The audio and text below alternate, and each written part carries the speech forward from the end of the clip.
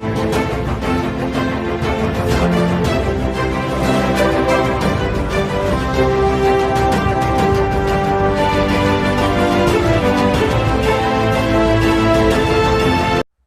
kembali dengan saya, Sam, teolog Protestan Karismatik di BFM channel ini. Kiranya kasih karunia dan damai sejahtera dari Allah Bapa dan Tuhan kita Yesus Kristus dan persekutuan Roh Kudus menyertai kita sekalian.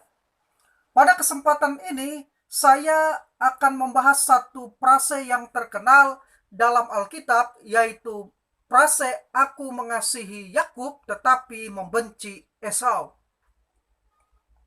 Di mana bahasan ini saya beri tema memahami frase idiomatik "Aku mengasihi Yakub tetapi membenci Esau". Nah, sebagai dasar Alkitab terlebih dahulu, saya akan mengajak kita untuk membaca Roma pasal 9 ayat 13 sampai 16 yang tertulis demikian. Seperti ada tertulis, "Aku mengasihi Yakub tetapi membenci Esau". Jika demikian, apakah yang hendak kita katakan? Apakah Allah tidak adil? Mustahil, sebab Ia berfirman kepada Musa, "Aku akan menaruh belas kasihan kepada siapa aku mau menaruh belas kasihan, dan aku akan bermurah hati kepada siapa aku mau bermurah hati."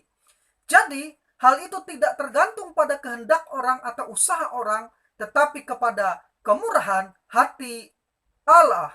Pertama, saya ingin menjelaskan bahwa pada kesempatan ini saya tidak hendak melakukan eksposisi atas Roma 9 ayat 13 sampai ayat 16 ini. Nah, jika Tuhan mengizinkan, maka eksposisi Roma 9 ini akan saya lakukan pada kesempatan yang lain. Jadi fokus saya pada kesempatan ini atau pada video pembahasan ini adalah pada frase terkenal "Aku mengasihi Yakub tetapi membenci Esau" dalam Roma pasal 9 ayat yang ke-13 tersebut.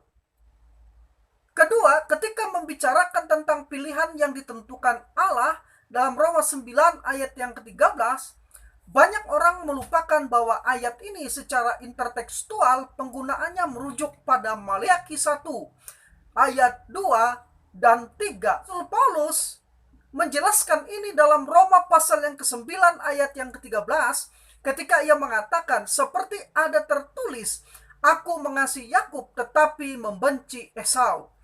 Ini jelas merujuk pada Maleakhi 1 ayat yang kedua dan 3. Namun bagian ini sangat menyulitkan banyak orang karena mereka memahami ungkapan tersebut secara harafiah, bukan sebagai sebuah frase idiomatik. Lebih tepatnya sebuah frase idiomatik dalam budaya Ibrani. Nah, karena itu untuk memahami makna frase "Aku mengasihi Yakub tapi membenci Esau" tersebut, kita perlu melihatnya dari kajian intertekstual dan idiomatik budaya Ibrani. Ketiga, pertanyaan penting yang segera muncul dari penjelasan-penjelasan saya tersebut di atas secara konstan di sini adalah, apa itu kajian intertekstual dan apa itu idiomatik? Menurut Jonathan Kahler, seorang kritikus sastra dan juga profesor bahasa Inggris dan sastra perbandingan di Cornell University di New York, dalam bukunya yang berjudul Structuralism, Linguistic, and the Study of Literature, ia mengatakan ketika suatu teks benar-benar tidak bergantung kepada teks lain, maka teks tersebut menjadi tidak bersignifikansi. Artinya, suatu teks hanya memiliki makna yang sebenarnya apabila dihubungkan dengan teks-teks lainnya. Nah, terkait dengan pernyataan Profesor Kahler tersebut, kajian intertekstual itu sangat penting. Mengapa? Karena kajian intertekstual merupakan sebuah pendekatan yang digunakan untuk memahami suatu teks dengan menyadari ketergantungan dari teks-teks tersebut dengan teks-teks lainnya. Nah, pendekatan intertekstual menganggap bahwa suatu teks tidak bisa berdiri sendiri, tetapi dipengaruhi oleh teks-teks lain yang diketahui atau dibaca oleh sang pengarang. Jadi, dalam proses penulisan teks, pengarang menggunakan berbagai rujukan atau kutipan dari teks-teks lain yang ia ketahui atau yang telah ia baca. Nah, pengaruh yang diberikan teks-teks lain bisa dalam bentuk gagasan, ucapan-ucapan lisan, gaya bahasa, dan lain-lain. Dalam kaitannya dengan Alkitab, pendekatan intertekstual ini telah banyak digunakan oleh para ahli biblika dan hermeneutika, karena semakin disadari bahwa kajian intertekstual yang menghubungkan teks Alkitab tertentu dengan teks-teks lainnya sangat membantu untuk mendapatkan suatu gambaran yang utuh tentang teks tersebut, sehingga dapat memahami maknanya dengan lebih baik. Jadi, pendekatan intertekstual ini berperan terutama untuk menemukan makna sesungguhnya saat membaca teks-teks tertentu di dalam Alkitab. Nah, sedangkan yang dimaksud dengan idiomatik adalah suatu ungkapan yang menyiratkan makna kiasan yang bukan makna harafiah yang sebenarnya. Sebuah frase yang maknanya tidak dapat dijelaskan berdasarkan arti harafiahnya disebut frase idiomatik. Nah, untuk lebih memahami frase idiomatik ini, berikut sebuah contoh frase idiomatik dalam budaya Indonesia. Perhatikan dua kalimat berikut yang sama-sama menggunakan frase kambing hitam. Kalimat pertama, Pak Budi menyembelih seekor kambing hitam untuk ibadah syukuran keluarganya. Kalimat kedua, Pak Andi telah dijadikan kambing hitam dalam kasus korupsi tersebut. Nah, dalam kalimat pertama, frase kambing hitam benar-benar bermakna seekor kambing yang memiliki warna bulu hitam.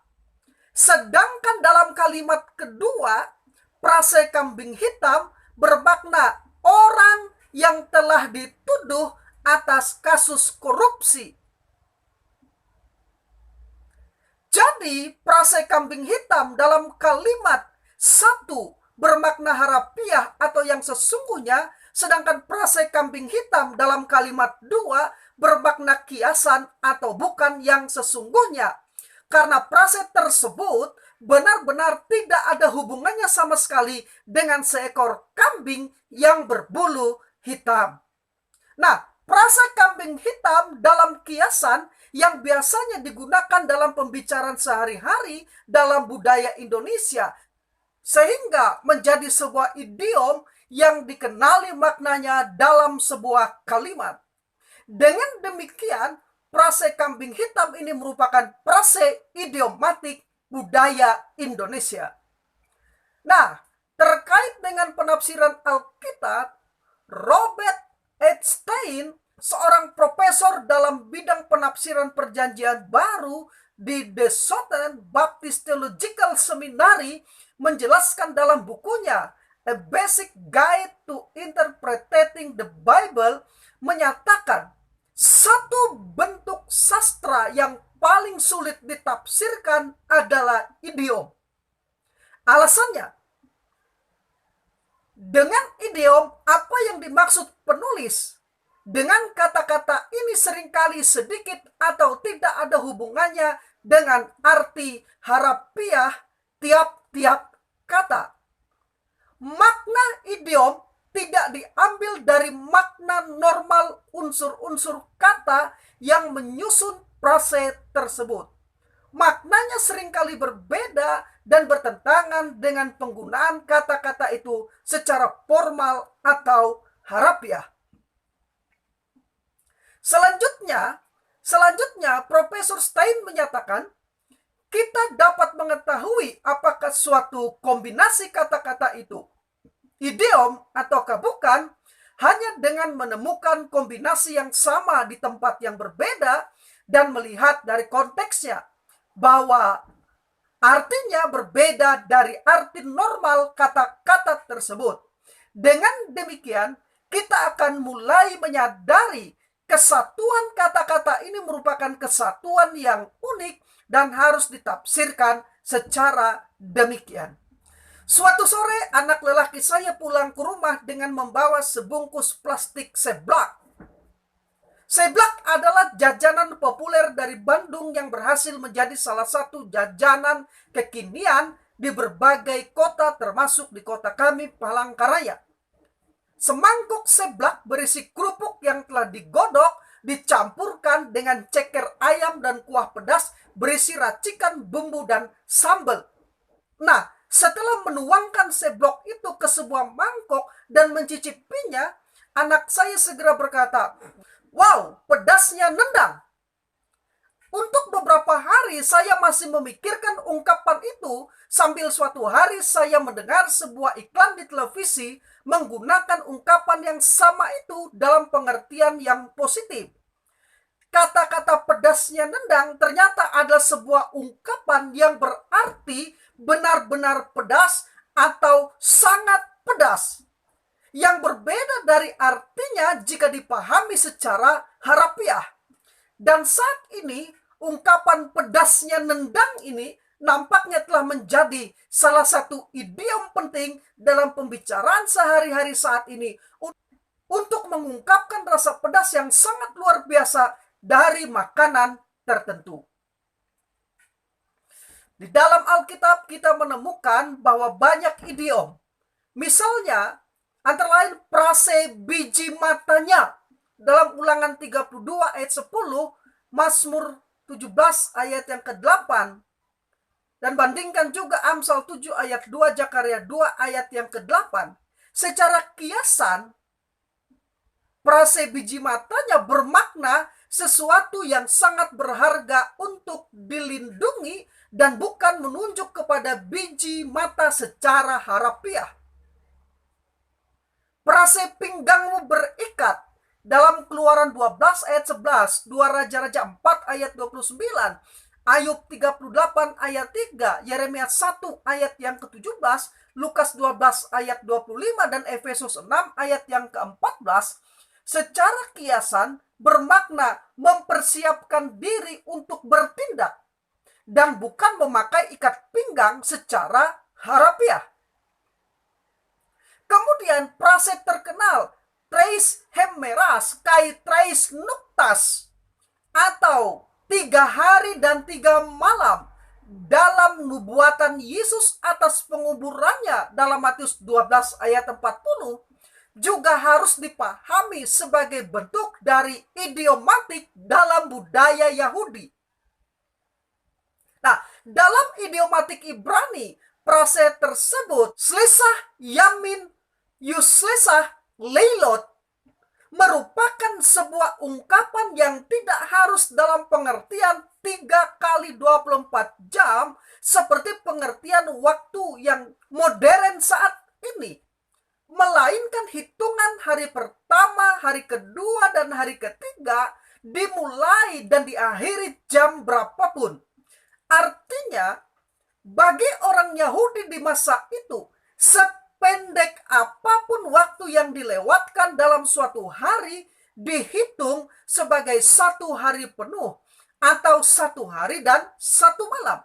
Dengan demikian, frase idiomatik Ibrani 3 hari dan 3 malam ini tidak bisa dipahami menurut pengertian harafiah atau pengertian modern untuk memenuhi 24 jam seperti pengertian saat ini.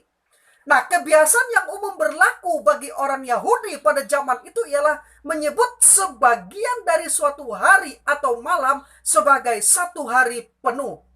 Hal ini misalnya dapat kita lihat dalam Kejadian 42 ayat 17 sampai 18, 1 Samuel 30 ayat 12 sampai 13, 1 Raja-Raja 20 ayat yang ke-29, 2 Tawarik 10 ayat 5, dan Ester 4 ayat 16 Ester 5 ayat yang ke-1. Demikian juga dengan frase aku mengasihi Yakub tetapi membenci Esau adalah sebuah frase idiomatik Ibrani yang tidak boleh dipahami secara harafiah. Sekali lagi, frase aku mengasihi Yakub tetapi membenci Esau adalah sebuah frase idiomatik Ibrani yang tidak boleh dipahami secara harafiah. Sekarang yang keempat, pertanyaan pentingnya, dari mana kita tahu bahwa frase aku mengasihi Yakub tetapi membenci Esau tersebut adalah sebuah frase idiomatik Ibrani?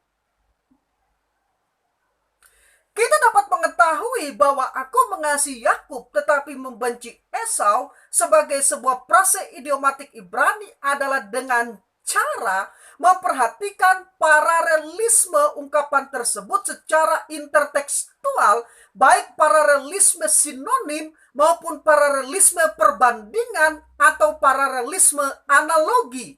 Frase Yunani ton Yakob egapesa ton de Esau emisesa yang dipakai Rasul Paulus dalam Roma 9 ayat yang ke-13 yang diterjemahkan dengan aku mengasihi Yakub tetapi membenci Esau secara intertekstual paralel sinonim dengan frase Ibrani Ohab et Yaakov pe et Esab saneti yang juga diterjemahkan aku mengasihi Yakub tetapi membenci Esau. Di sini baik kata kerja bentuk indikatif aktif dari kata Yunani agapao dan kata Ibrani ohab sama-sama berarti mengasihi. Sedangkan kata kerja indikatif aktif dari kata Yunani miseo dan kata Ibrani sauni sama-sama diterjemahkan membenci. Namun yang perlu diperhatikan di sini bahwa kata Ibrani sauni yang diterjemahkan dengan membenci bukanlah dalam pengertian kepahitan, kemarahan, memusuhi, dan ingin mencelakakan orang lain, tetapi dalam pengertian kurang mengasihi. Sebab jika yang dimaksud dengan membenci dalam ayat tersebut memiliki pengertian marah, bermusuhan, dan ingin mencelakakan, maka kata Ibrani yang digunakan adalah ta'ab, bukan salni. Kata ta'ab ini muncul sebanyak 22 kali dalam perjanjian lama yang berarti muak, keji, atau jijik. Bisa dilihat dalam Ulangan 23 ayat 7, Ayub 19 ayat 19, Mazmur 107 ayat 18, Amsal 5 ayat 10, dan ayat-ayat lainnya. Jadi, ketika Rasul Paulus menggunakan ungkapan aku mengasihi Yakub tetapi membenci Esau, maka ia hendak menggunakan ungkapan tersebut sebagai sebuah idiom karena ia mengetahui bahwa para pembacanya pasti memahami maksud dari idiom tersebut. Penggunaan idiom tersebut jelas merujuk pada Maleakhi 1 ayat yang kedua dan 3. Nampak dari kata-kata Rasul Paulus di awal kutipan frase tersebut, yaitu katos gegraptai, yang diterjemahkan seperti ada tertulis atau sesuai dengan apa yang tertulis. Selanjutnya, kita akan melihat paralelisme perbandingan atau paralelisme analogi yang menjelaskan bahwa makna ungkapan aku mengasihi Yakub tetapi membenci Esau tersebut merupakan frase idiomatik yang tidak boleh dipahami secara harafiah seakan-akan Allah membenci Esau dalam pengertian Allah marah dan memusuhi Esau dan ingin mencelakakan Esau. 1. Teks paralelisme analogi yang akan menolong kita untuk memahami analogi kontra mengasihi dan membenci ialah Kejadian 29 ayat 30 dan 31.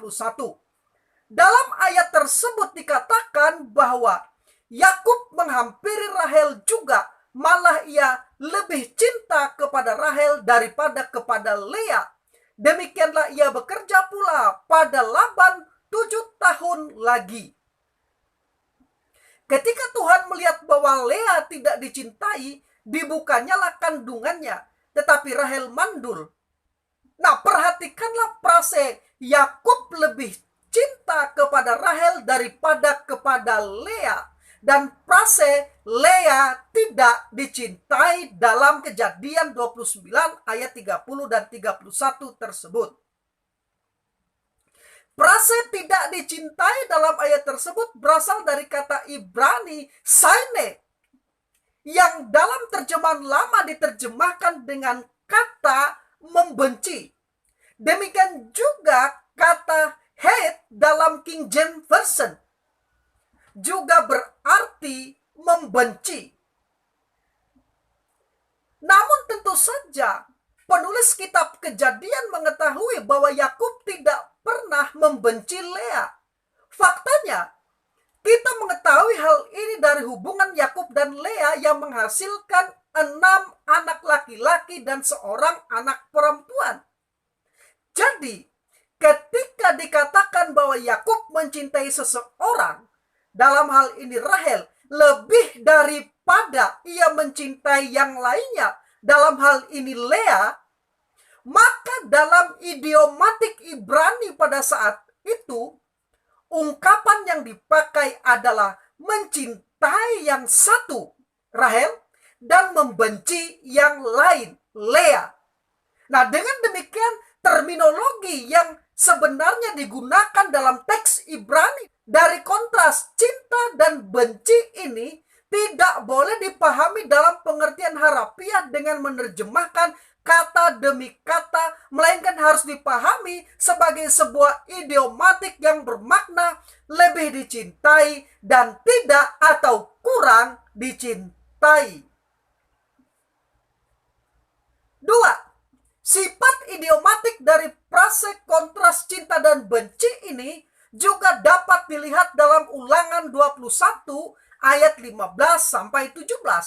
Dikatakan demikian: apabila seorang mempunyai 2 orang istri, yang seorang dicintai dan yang lain tidak dicintai, dan mereka melahirkan anak-anak lelaki baginya, baik istri yang dicintai maupun istri yang tidak dicintai, dan anak sulung adalah dari istri yang tidak dicintai, maka pada waktu ia membagi warisan harta kepunyaannya kepada anak-anaknya itu, tidaklah boleh ia memberikan bagian anak sulung kepada anak dari istri yang dicintai, merugikan anak dari istri yang tidak dicintai, yang adalah anak sulung.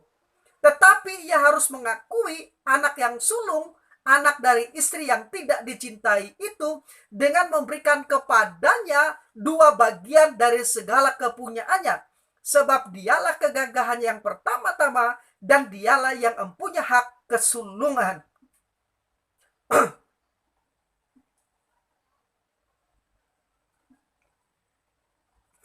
Perhatikanlah frase istri yang dicintai dan yang tidak dicintai dalam ayat-ayat tersebut, di mana kata Ibrani saune diterjemahkan dengan tidak dicintai dalam berbagai terjemahan modern, namun diterjemahkan dengan hate dalam King James Version dan diterjemahkan dengan membenci dalam Alkitab terjemahan lama bahasa Indonesia.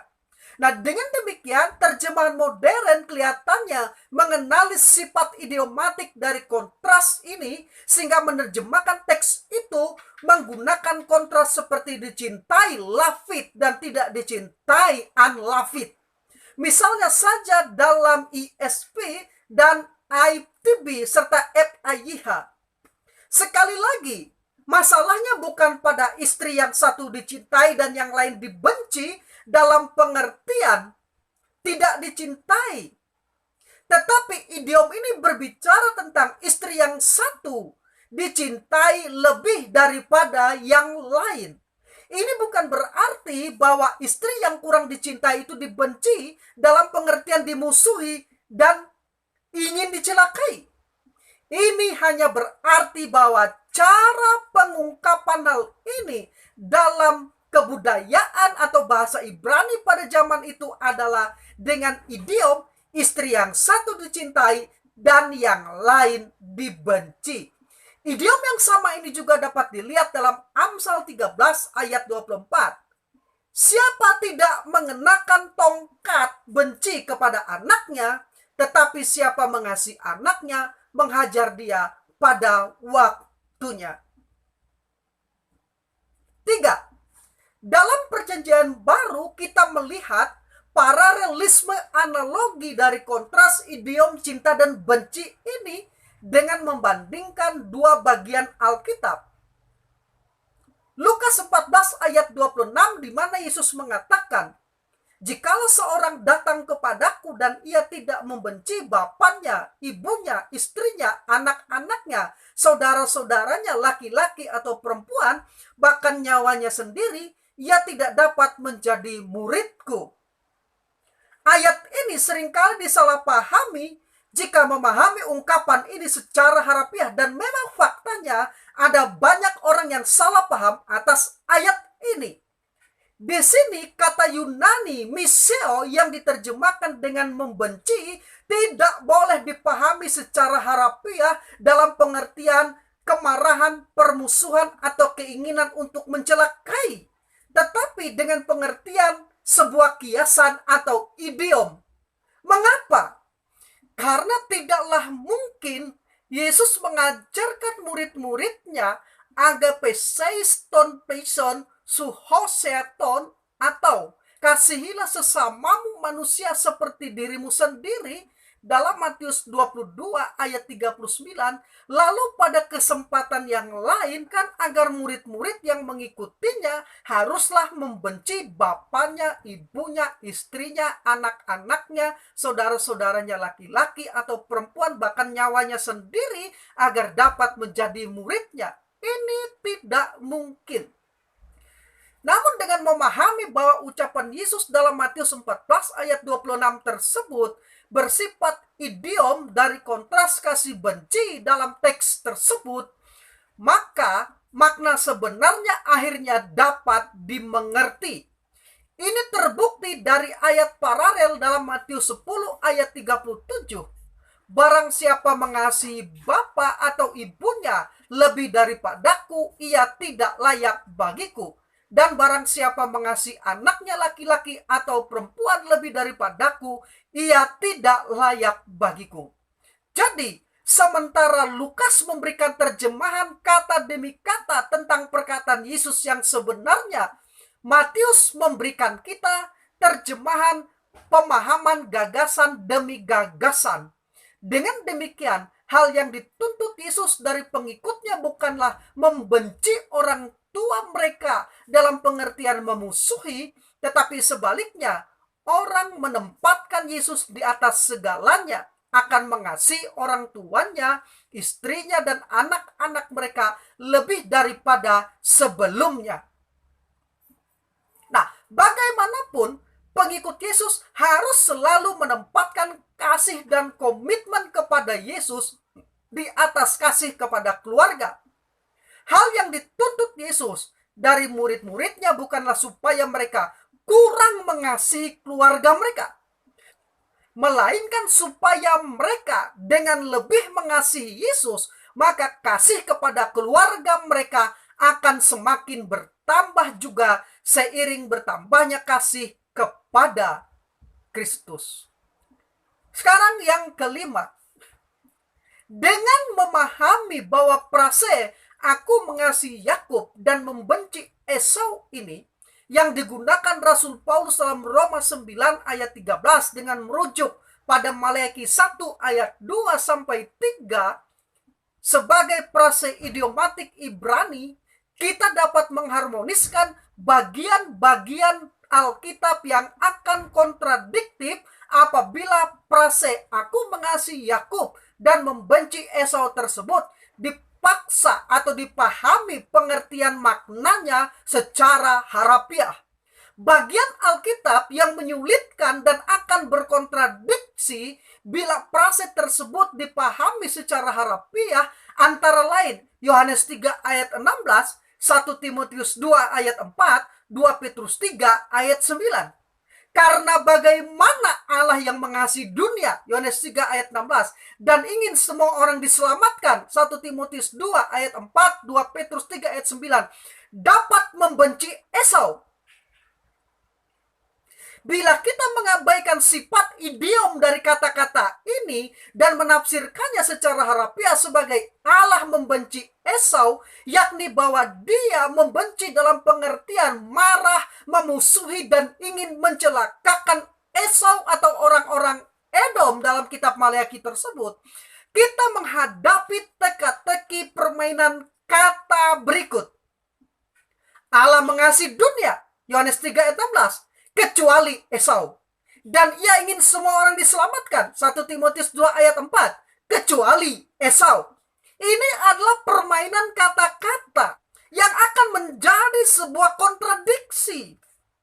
Nah, penafsiran positif mengenai sikap Allah terhadap Esau atau Edom ini dapat kita lihat dalam Ulangan 23 ayat 7 dan 8, Amsal 9 ayat 12, juga bandingkan pernyataan-pernyataan yang lebih umum seperti Maleakhi 1 ayat 11 dan Kisah Para Rasul 14 ayat 16 dan 17. Nah, bila dipahami sebagai idiom, perkataan ini mempunyai pengertian yang lebih baik. Allah memilih, Ia mengasihi Yakub atau Israel. Bandingkan Ulangan 4 ayat 37, Ulangan 7 ayat 6 sampai 8, Ulangan 10 ayat 14 dan 15 dan seterusnya. Tetapi ia memilih, ia membenci Esau atau Edom.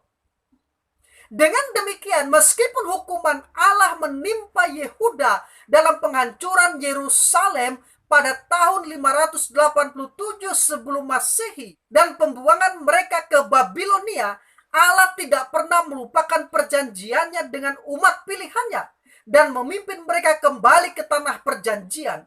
Bagaimanapun, Edom mengalami penghukuman yang membawa pada kehancuran geografis dan identitas etnisnya pada abad keempat sebelum Masehi. Terserap dalam kerajaan Idumean dan tidak lagi berdiri sebagai satu bangsa. Ratapan 4 ayat 22, Yeremia 49 ayat 7 sampai 22.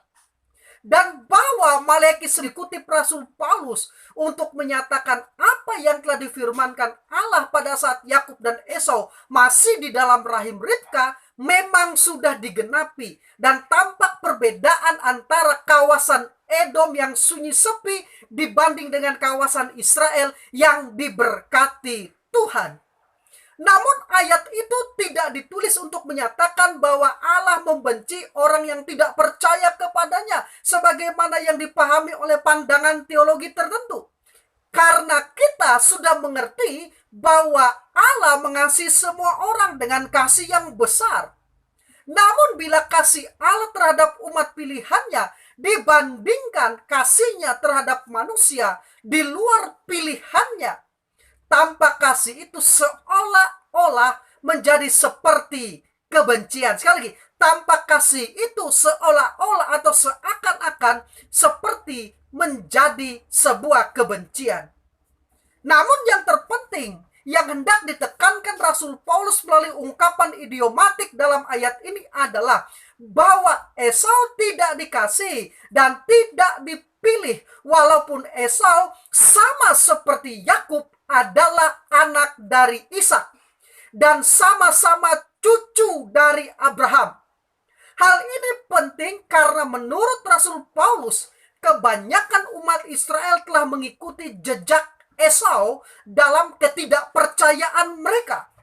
Karena itulah sejak awal dalam penekanannya dalam Roma pasal 9 mulai dari ayat 6, Rasul Paulus hendak membuktikan satu hal, yaitu bahwa jika Ismail anak dari Abraham dan Esau cucu dari Abraham anak dari Ishak tidak dipilih, maka janganlah heran apabila Allah memilih orang-orang Israel tertentu dan tidak memilih orang Israel yang lain.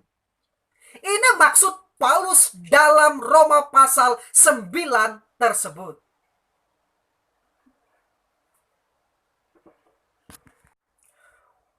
Walter C. Kaiser Jr., seorang pakar teologi dan profesor perjanjian lama di Gordon Conwell Theological Seminary, dalam bukunya yang berjudul Hard Saying of the Old Testament menjelaskan bahwa ketika membahas tentang kebencian Allah, Alkitab memakai suatu ungkapan khusus Alkitabiah yang tidak menyiratkan bahwa Allah memperlihatkan rasa muak, menghina, dan berhasrat untuk membalas dendam. Tidak.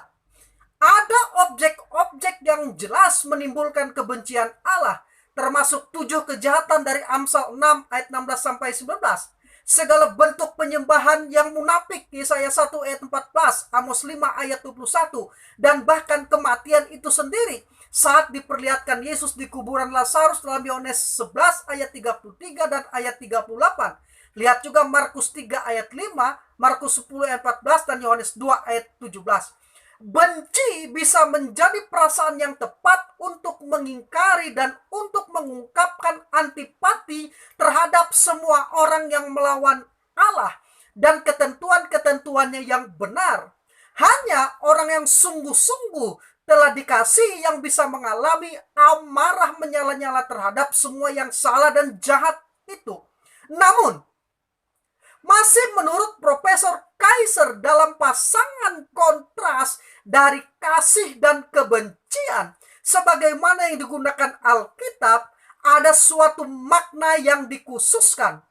Satu paralel atau kesejajaran yang mendekati perasaan-perasaan yang diungkapkan untuk Yakub dan Esau adalah tanggapan Yakub kepada para istrinya, Rahel dan Lea, dalam Kejadian 29 ayat 30-33. Jika ayat 31 dan 33 mengatakan bahwa Yakub membenci Lea, ayat 30 memperjelas penggunaan ini dengan menyatakan dalam konteks yang sama bahwa ia mengasihi Rahel lebih daripada Lea. Yang dibenci berarti yang kurang dikasihi.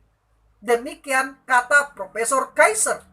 Nah, Perjanjian Baru menggunakan istilah yang sama dalam Matius 6 ayat 24 dan Lukas 16 ayat 13. Jadi ada 2 daftar sejajar yang menggunakan rumus ini secara lebih dramatis. Matius 10 ayat 37 mengatakan, barang siapa mengasihi lebih daripadaku. Sedangkan Lukas 14 ayat 26 mengatakan konsep yang sama sebagai, jikalau seseorang datang kepadaku dan ia tidak membenci. Allah tidak mengalami kebencian psikologis dengan segala konotasinya yang negatif dan berdosa. Masih kata Profesor Kaiser. Dalam teks ini, ia hanya menegaskan bahwa Yakub telah memiliki suatu panggilan khusus. Sebab tatkala ia telah diberkati, segala bangsa di dunia lambat laun jika tidak segera akan menerima keuntungan dari berkatnya. Jadi, ada suatu derajat yang lebih disukai untuk melaksanakan rencana Allah dan membawakan anugerah yang juga diperlukan oleh Esau. Kasih dan kebencian Allah dalam keputusannya untuk lebih menyukai satu orang untuk suatu tugas yang diberkati, dianugerahkan terlepas dari siapa dan apapun yang dilakukan orang-orang ini. Pilihan Allah atas diri Yakub terjadi sebelum kelahiran Yakub. Kejadian 25 ayat 23, Roma 9 ayat 11. Jadi, tidak adil bila menafsirkan ayat-ayat ini sebagai bukti bahwa Allah pilih kasih atau berat sebelah. Kasih dan kebencian dalam budaya Ibrani mengungkapkan suatu rangkaian realita yang berbeda dengan kasih dan kebencian yang pada umumnya kita artikan dalam budaya barat ataupun dalam budaya Indonesia, seperti yang sudah saya jelaskan di atas tadi. Akhirnya, saya hendak mengingatkan kita bahwa ketika membaca Roma pasal 9 sampai dengan pasal 11, kita harus mengerti bahwa Rasul Paulus sedang berbicara tentang pemilihan bangsa. Setelah sebelumnya di pasal 1 sampai pasal 8, ia berbicara tentang pemilihan individu atau pemilihan pribadi. Jadi hal ini harus dipahami bahwa memilih individu dan memilih bangsa adalah dua hal yang berbeda. Di pasal 1 sampai dengan pasal 8, Rasul Paulus membicarakan bagaimana individu-individu dipilih dan dibenarkan. Individu yang dipilih tidak mungkin dipisahkan dari kasih Allah. Dan tidak mungkin individu yang dipilih tersebut masuk neraka atau mengalami kematian kekal. Tidak. Nah, dalam pasal 9 sampai dengan pasal 11, Rasul Paulus kemudian membicarakan bagaimana bangsa Israel dipilih. Nah, apabila sebuah bangsa dipilih, itu tidak berarti bahwa setiap individu di dalam atau dari bangsa itu akan juga dipilih dan dibenarkan. Apabila akan tiba harinya ketika seluruh angkatan itu, yaitu setiap warga yang hidup dari bangsa itu akan dibenarkan oleh iman, maka setiap orang yang masih hidup hari itu akan percaya, karena pembenaran harus melalui iman saja.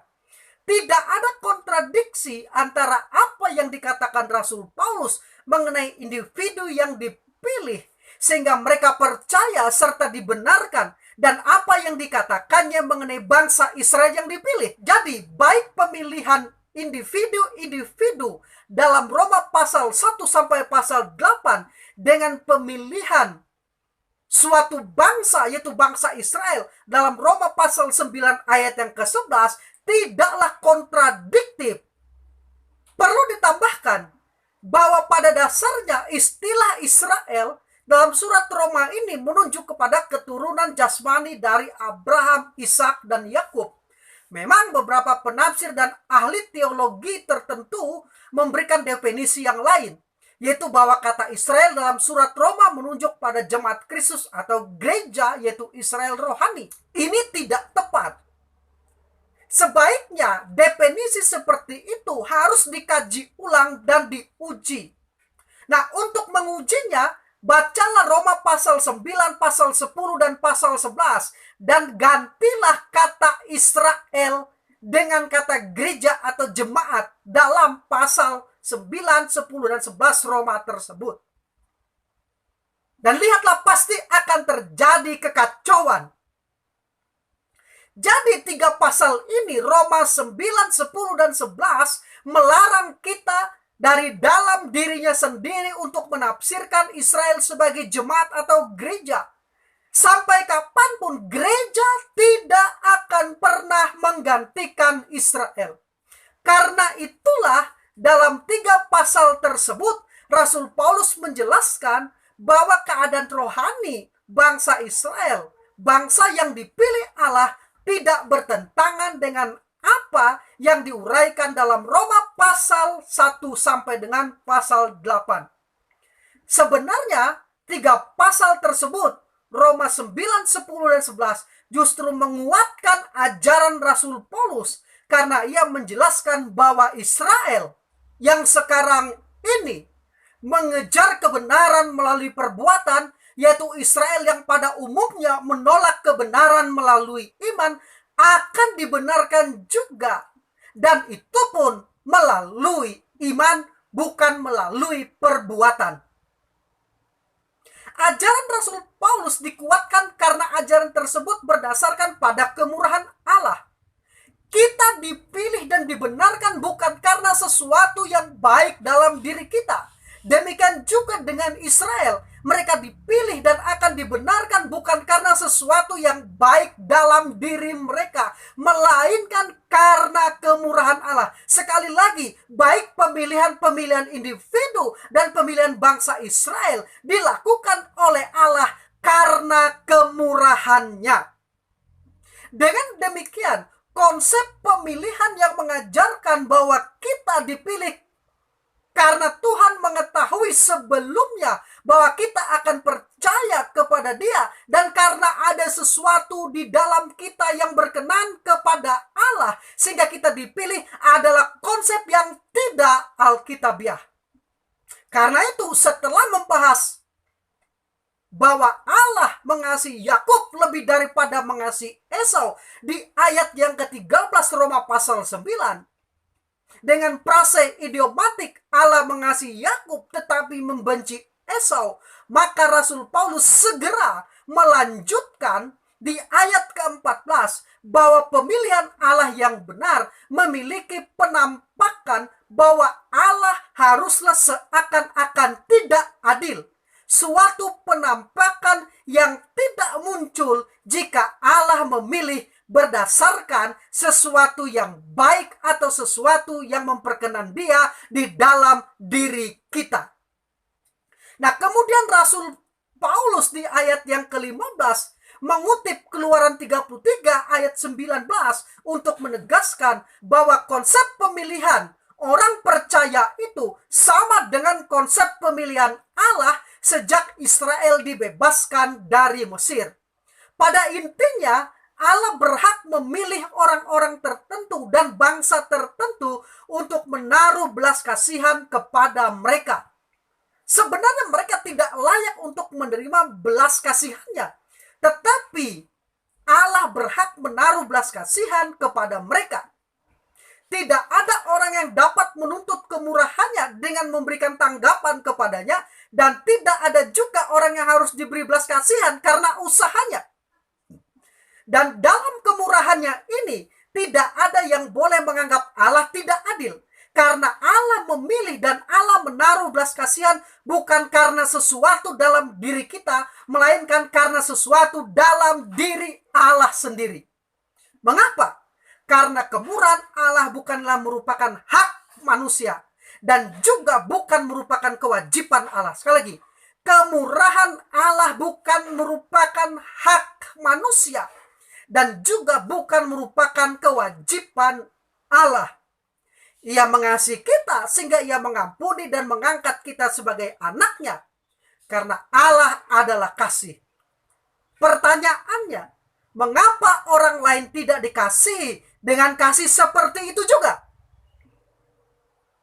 Kita hanya dapat menjawab pertanyaan ini dengan jawaban karena pilihan Allah.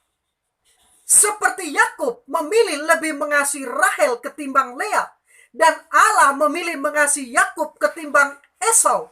Demikian juga kita patut bersyukur bahwa kita yang tidak layak ini dipilih Allah karena kemurahannya. Oh, segala puji dan kemuliaan hanya bagi Allah yang telah memilih saya dan saudara yang tidak layak ini menjadi anak-anaknya. Saya Sam, teolog Protestan karismatik.